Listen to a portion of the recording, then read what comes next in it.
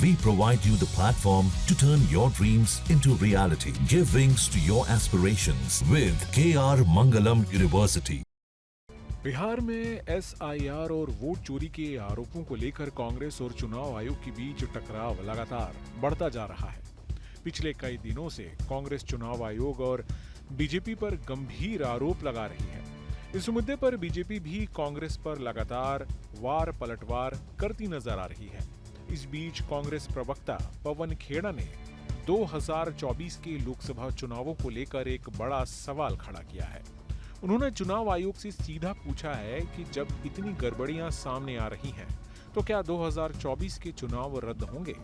साथ ही कांग्रेस ने वाराणसी की वोटर लिस्ट अपने पास देने की मांग भी दोहराई है। आप सत्तारूढ़ दल हैं, आप भी कहते हैं कि ये फर्जी वोटर लिस्ट है। हम भी वही कह रहे हैं, फर्जी वोटर लिस्ट के आधार पर लोकसभा चुनाव हुआ 2024 का। तो लोकसभा चुनाव 2024 का फर्जी माना जाए, रद्द कर दिया जाए और नए सिरे से सब राजनीतिक पार्टियां मिलकर इस पे चर्चा करें कि कैसे दुरुस्त किया जाए वोटर लिस्ट को। पवन खेड़ा का आरोप है कि चुनाव आयोग के पास नाम एक है लेकिन चेहरे अनेक हैं, यानी वोटर लिस्ट में फर्जीवाड़ा बड़े पैमाने पर किया गया है। उन्होंने कहा कि 7 अगस्त को राहुल गांधी की प्रेस कॉन्फ्रेंस ने भारत की राजनीति में भूचाल ला दिया और इसी कारण सत्ता पक्ष में घबराहट साफ नजर आ रही है। कांग्रेस प्रवक्ता ने केंद्रीय मंत्री अनुराग ठाकुर की प्रेस कॉन्फ्रेंस का भी जिक्र किया, जिसमें कथित तौर पर 6 फर्जी वोटरों का खुलासा किया गया था। खेड़ा का कहना है कि बीजेपी की अचानक फेक वोटर में दिलचस्पी चौंकाने वाली है।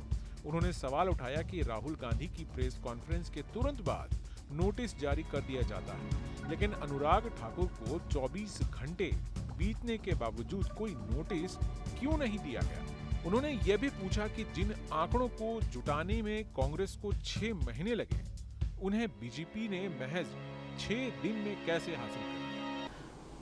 वो आंकड़े थे वायनाड के और कन्नौज सीट के। बोलते हैं साहब यहां भी फर्जी वोट हैं। तो हमारी ही बात साबित कर दी उन्होंने कि चुनाव आयोग पर जो सवाल हमने उठाए, आज वही सवाल अनुराग ठाकुर बीजेपी उठा रही है। तो हमारी बात तो साबित कर ही दी।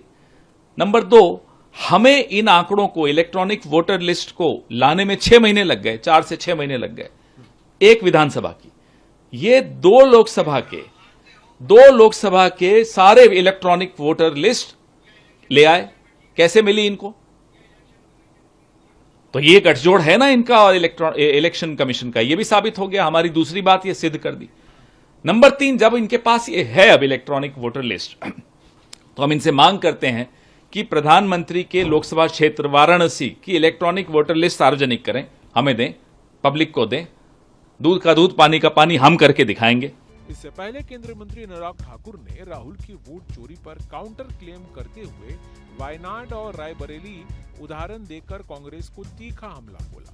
उन्होंने कहा कि हिंदुस्तान के वोटर्स ने कांग्रेस को बार बार नकारा, इसलिए वो अब वोटों को ही नीचा दिखाने में जुट गए हैं। उन्होंने आगे कहा कि हारते ये हैं और इल्जाम चुनाव आयोग और बीजेपी पर लगाते हैं। अगर 90 बार किसी के नेतृत्व में चुनाव हारने का रिकॉर्ड है, तो श्रीमान राहुल गांधी जी के नेतृत्व में हारे हैं।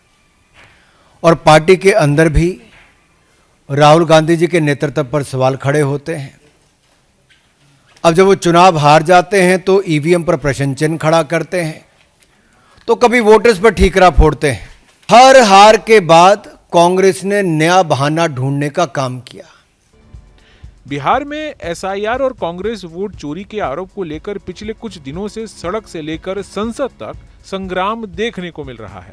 इस पूरे विवाद ने राजनीतिक माहौल को गर्म कर दिया है। एक तरफ कांग्रेस चुनाव आयोग और बीजेपी दोनों पर निशाना साध रही है, वहीं सत्ता पक्ष का कहना है कि विपक्षी चुनावी हार से हताश होकर बेबुनियाद आरोप लगा रहा है। Team news nation. जहां भक्ति है हर शब्द में, कथाओं में छुपे हैं दिव्य रहस्य और ज्योतिष देता है जीवन को दिशा। धर्म से जुड़ी हर बातों को जानने के लिए हमारे चैनल स्तुति को सब्सक्राइब करें।